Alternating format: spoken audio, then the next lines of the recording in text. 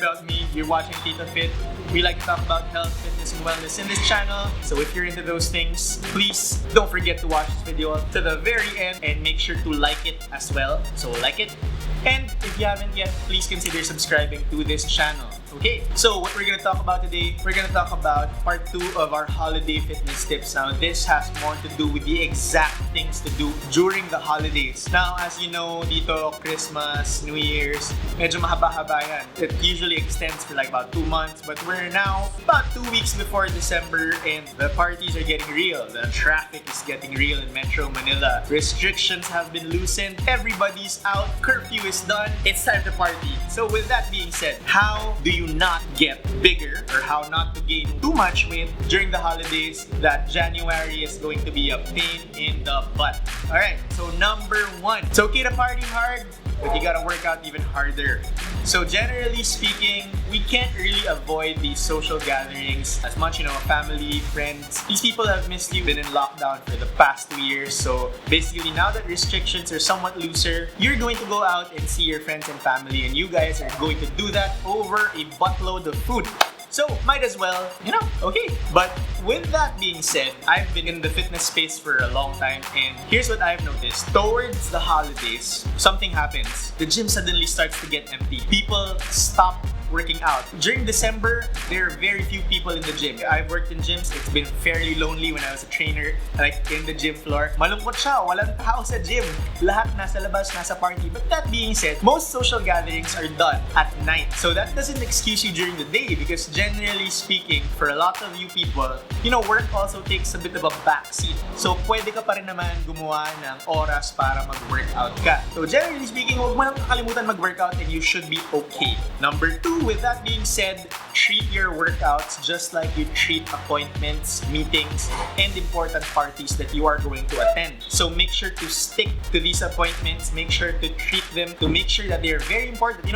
If health and fitness is very important to you, generally speaking, we do make time. We actually prioritize our workouts during the day and we build the rest of our day around those workouts. So I'm one of those, personally speaking. Let's say, for example, I'm scheduled to work out at 2 p.m. today. Everything will revolve around that. I build my day around that 2 p.m. workout and the rest just falls into place. That's how I do it. Of course, work is there. I have time for work. I have time for leisure. Things like that. Number 3, when you're at the party, now that you have attended your parties, what to do? Of course, there's going to be a lot of food. As Filipinos, for sure yan, maraming pagkain dyan, for sure. Lechon, hamon, at kung ano pa man ang meron dyan, diba? Depende sa budget, depende sa lugar. Pero generally speaking, maraming karne. So, prioritize mo yung protein.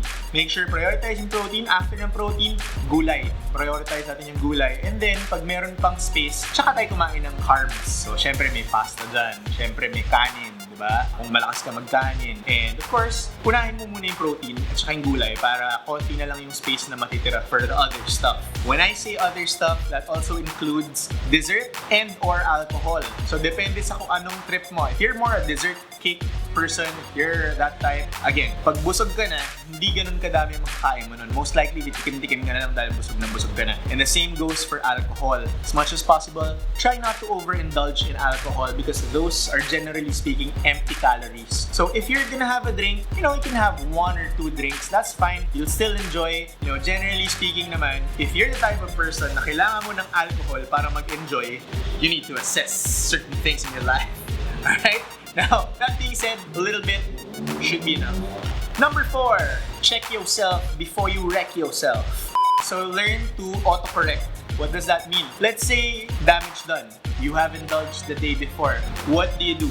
Next day, let's try to combat that by, doing a little bit more. Remember, calories in, calories out. So what does that mean? Maybe you have to take a walk or go for a short run in addition to your normal workout schedule. So you also have to increase your output. You also have to increase yung activity mo for that day para rin mas makaburn ka ng extra calories na kinain mo from the night before. So that's another tip for you. Number 5. Here's the thing I haven't talked about in a while. Intermittent fasting might be a good idea during this season, especially if you are attending multiple parties, multiple gatherings in a week. So generally speaking, I would would recommend, starting off by fasting maybe 3 times a week, 16 hours on and 8 hours of eating might be okay. 18 to 6 if you're a little bit more used to it. Things like that. Now remember, intermittent fasting in and of itself is simply a tool. It's one of the things you can use to control calories. Now this happens if, for example, if you're the type that likes to snack all day, all through the afternoon while you're working, you may want to eat a little bit less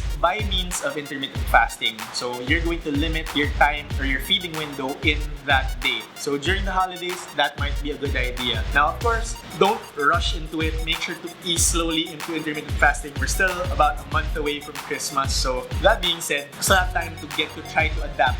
Okay? Last but not the least, in my experience, I don't know about most of you, pero sa akin lang, sarili ko lang to ha, the most dangerous time of the year is the week before Christmas and the week after Christmas towards New Year's. Those 2 weeks are very, very dangerous. Why is that? Because those 2 weeks, work takes a backseat. Almost all of the gatherings that are scheduled are done during those days. So what that means is that, you get to go out again and again and again, sometimes multiple times a day. So make sure that on these days na mas mindful ka.